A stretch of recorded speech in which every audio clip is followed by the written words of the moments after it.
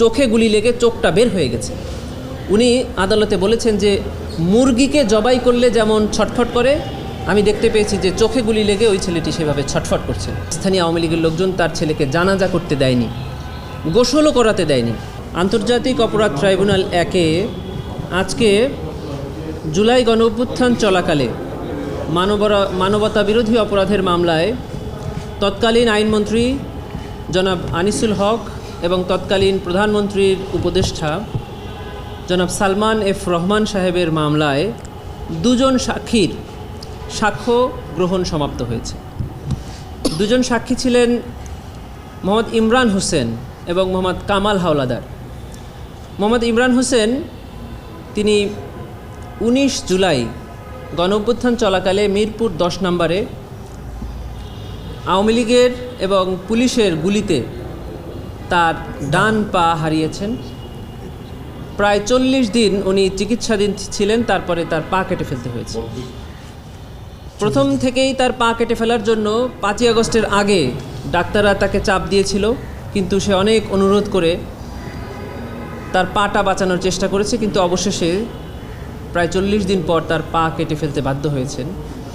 তিনি বর্ণনা করেছেন যে কী বিভীষিকাময় পরিস্থিতি হয়েছিল 19 জুলাই মিরপুর 10 নম্বরে।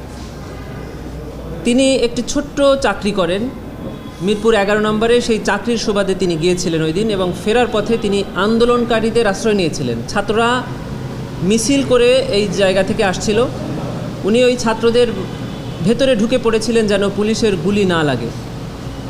কিন্তু যখনই উনি মিরপুর 10 নম্বরে এসে পৌঁছলেন, ঠিক তখন স্থানীয় আওয়ামী লীগের এবং পুলিশের ছোড়া একটি গুলি ওনার পায়ে লাগে এবং পরবর্তীতে ওনার পা কেটে ফেলতে হয়েছে। উনি আজকে ট্রাইব্যুনালে এসে সাক্ষ্য দিয়েছেন, কোর্ট দেখেছে যে ওনার একটি পা নেই, ডান পা। আরেকজন সাক্ষী সাক্ষ্য দিয়েছেন, ওনার নাম মোহাম্মদ কামাল হাওলাদার। তিনি ঢাকাতে কাজ করেন প্রায় 40 বছরের উপরে। তিনি স্থানীয় আওয়ামী লীগের সকলকেই চেনেন, যেহেতু 40 বছর উনি মিরপুর 10 নম্বরেই থাকেন।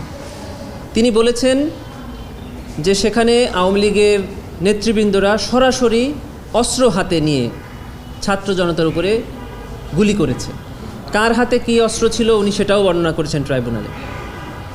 উনি সেদিন অর্থাৎ 20 জুলাই মিরপুর 10 নম্বর এসেছিলেন কাঁচা বাজার করার জন্য ওনার বড় ছেলে সিফাতকে নিয়ে।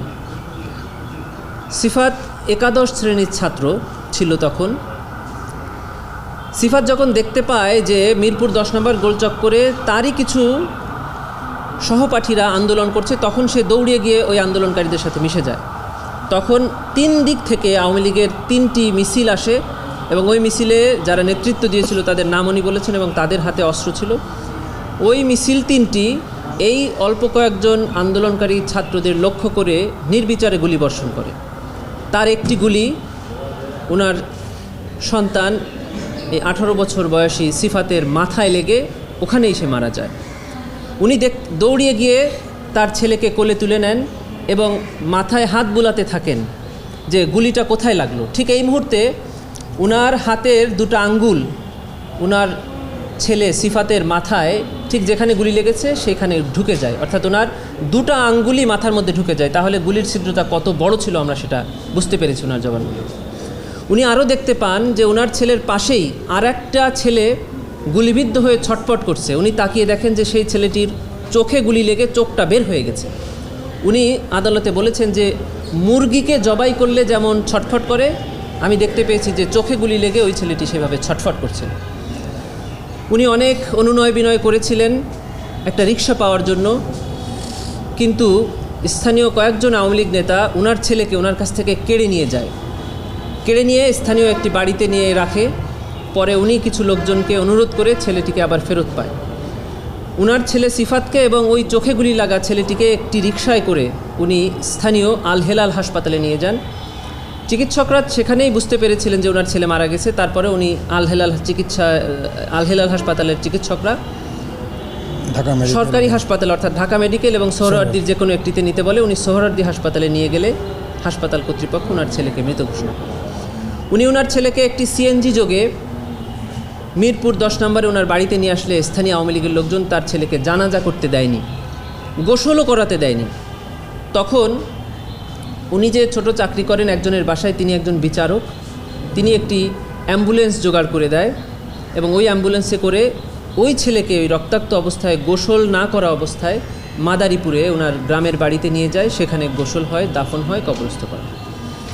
উনি সর্বশেষ বলেছেন যে আমার এই সন্তানসহ বাংলাদেশে যে শত শত নিরীহ ছাত্র জনতাকে হত্যা করা হয়েছে তার জন্য দায়ী তৎকালীন প্রধানমন্ত্রী শেখ হাসিনা, তৎকালীন আওয়ামী লীগ এবং সরকারের ঊর্ধ্বতন নেতৃবৃন্দ। তার মধ্যে বলেছেন স্বরাষ্ট্রমন্ত্রী আসাদুজ্জামান খান কামাল, বলেছেন ওবায়দুল কাদের সাহেবের নাম। অন্যতমভাবে ওনারা বলেছেন যে তৎকালীন সরকারের প্রধানমন্ত্রীর উপদেষ্টা জনাব সালমান এফ রহমান এবং আইনমন্ত্রী আনিসুল হক। সাক্ষী ইমরানকেও জিজ্ঞাসা করা হয়েছিল যে আপনি কাদেরকে দায়ী করেন, তিনিও এদের নাম বলেছেন যে এনারা দায়ী। আসামির পক্ষ থেকে জিজ্ঞাসা করা হয়েছে যে আপনি কেন এনাদেরকে দায়ী মনে করেন, ওনারা বলেছেন যে তারা যদি পরামর্শ করে কারফিউ জারির সিদ্ধান্ত না নিত তাহলে আমার সন্তানসহ এই হাজার হাজার মানুষ নিহত হতো না। এবং ওনারা বলেছেন যে আমরা মোবাইল ফোনে, ইন্টারনেটে তাদের সম্পৃক্ততার কথা শুনেছি, তাদের কথোপকথন শুনেছি। যে প্রিয় সাংবাদিক বন্ধুরা, আপনারা জানেন যে আন্তর্জাতিক অপরাধ ট্রাইব্যুনাল 2-এ আজকে জুলাই গণঅভ্যুত্থান চলাকালে যাত্রাবাড়িতে ইমাম হোসেন তাইম নামে এক কিশোরকে পুলিশ কর্তৃক গুলি করার মামলার দিন ধার্য ছিল। আপনারা জানেন যে ইমাম হোসেন তাইম একজন পুলিশ কর্মকর্তার ছেলে এবং তাকে সরাসরি আরেকজন পুলিশ কর্মকর্তার গুলি করার ভিডিও আমরা সোশ্যাল মিডিয়াতে দেখতে পাই। আমরা দেখতে পেয়েছি যে ইমাম হোসেন তাইমকে তার বন্ধু পেছন থেকে জাপটে ধরে সরিয়ে নিয়ে যাওয়ার চেষ্টা করছে এবং একজন পুলিশ কর্মকর্তা তাইমের খুব কাছে এসে বন্দুক টার্গেট করে তাকে বারবার গুলি করছে। সেই মামলার আজকে অভিযোগ গঠনের দিন ধার্য ছিল।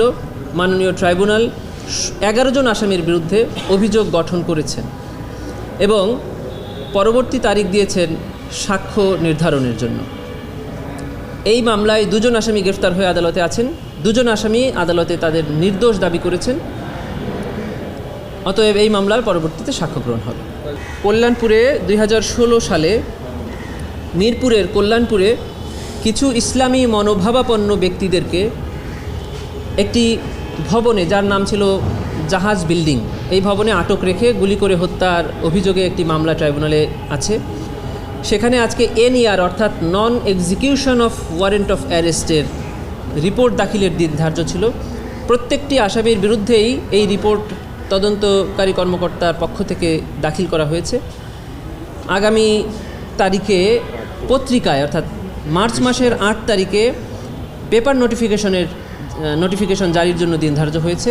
ওই দিন যদি পেপার নোটিফিকেশন জারি হয়ে আসে, এরপরে স্টেট ডিফেন্স কাউন্সিল এঙ্গেজড হবে এবং অভিযোগ গঠনের উপরে শুনানির দিন ধার্য।